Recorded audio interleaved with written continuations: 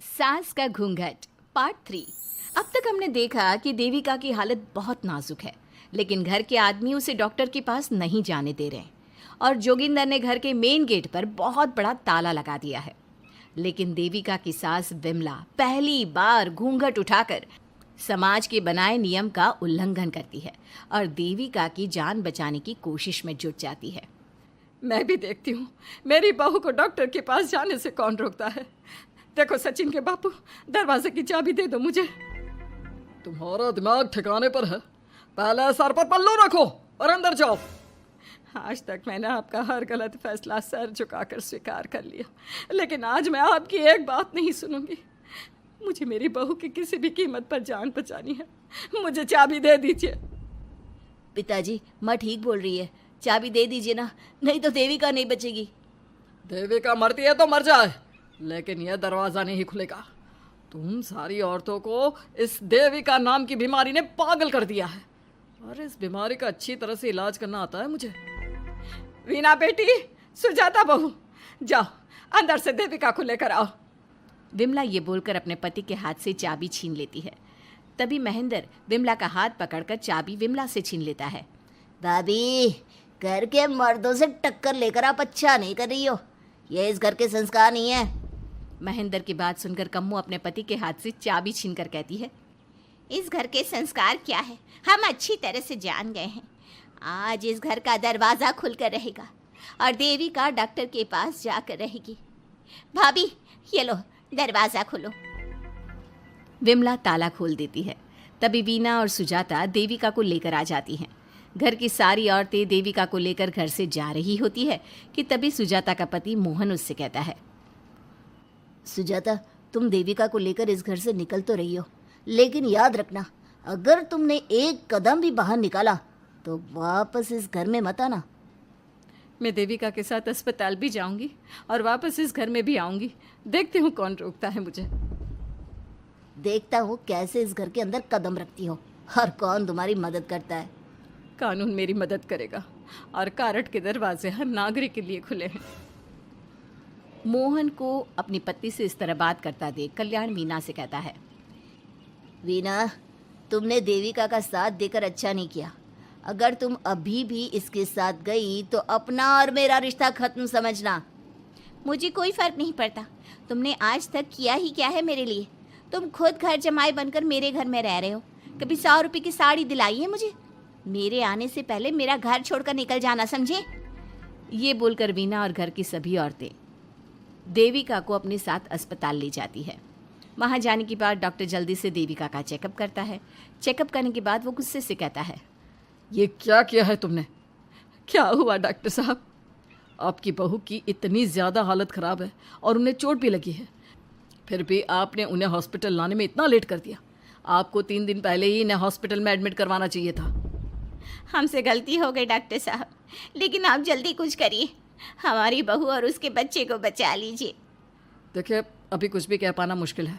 हम माँ और बच्चे में से किसी एक को ही बचा सकते हैं। आप सोच लो किसे बचाना है। डॉक्टर साहब, अब देविका को बचाइए, उससे कुछ नहीं होना चाहिए। देखिए, हमें देविका का ऑपरेशन करना पड़ेगा।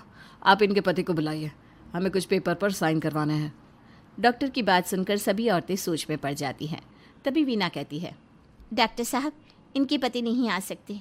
ये इनकी सास है विमला देवी, आप इनसे साइन करवा लीजिए। लेकिन पेशेंट की हालत इतनी नाजुक है, इनके पति है कहाँ? वो अपने आदमी होने का धर्म निभा रहा है। पति धर्म के बारे में उसे कुछ नहीं पता। डॉक्टर साहब, वो नहीं आएगा। क्या क्या करना है आप मुझे बताइए। थोड़ी देर बाद डॉक्टर देविका का ऑपरेशन शुरू कर देते हैं। जब वो ऑपरेशन थिएटर से बाहर आते हैं तो कहते हैं, आप लोगों की किस्मत अच्छी है, देविका भी सुरक्षित है और उसका बच्चा भी। डॉक्टर, बेटा हुआ है या बेटी? बेटा हुआ है। सब लोग बहुत खुश होते हैं। कुछ दिन तक देविका उसी हॉस्पिटल में रहती है और उसके ससुराल की औरतों ने उसका बहुत ध्यान भी रखा। अब देविका कुछ हद तक ठीक हो गई। डॉक्टर ने देविका को घर जाने की इजाज़त दे दी, लेकिन सभी सोच में पड़ गए।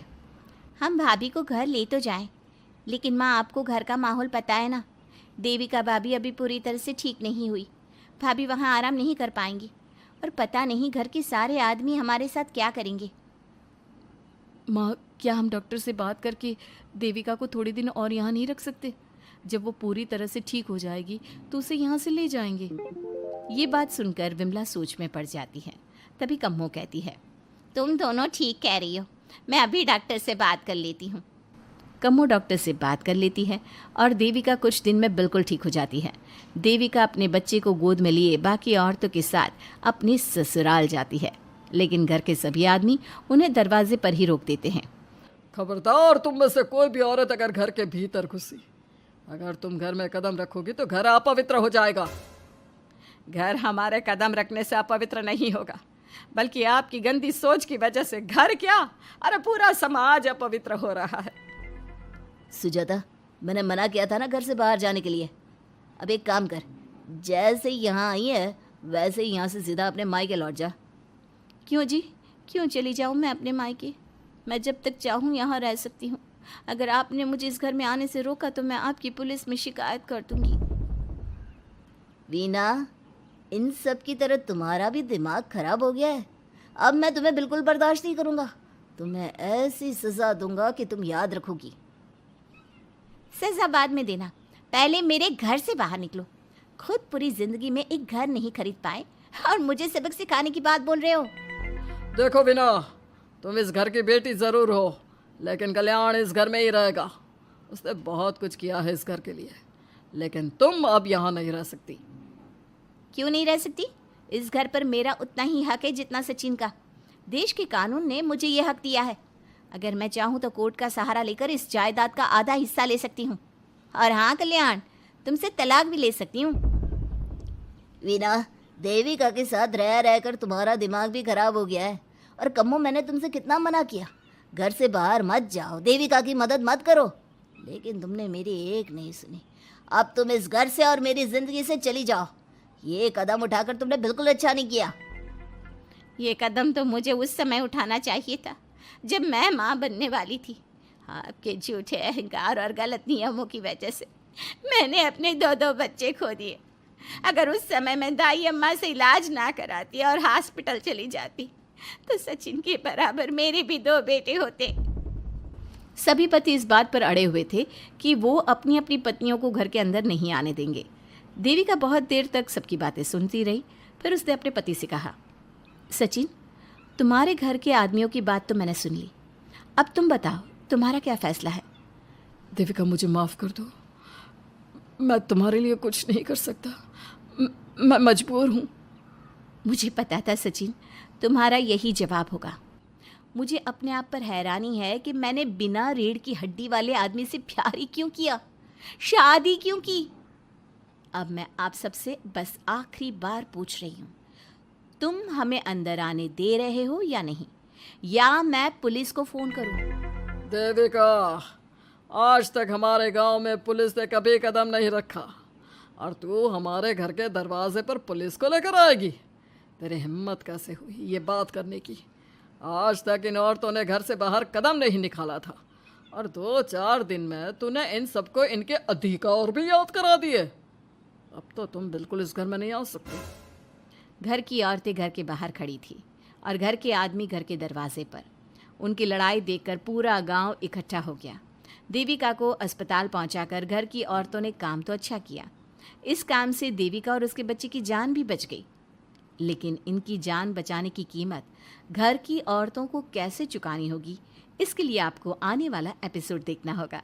और हमारे प्यारे दर्शकों, हमें कमेंट करके ज़रूर बताइए कि देविका के साथ बाकी औरतों को क्या करना चाहिए। क्या उन्हें घर के अंदर जाने के लिए संघर्ष करना चाहिए या फिर वो घर छोड़कर चले जाना चाहिए?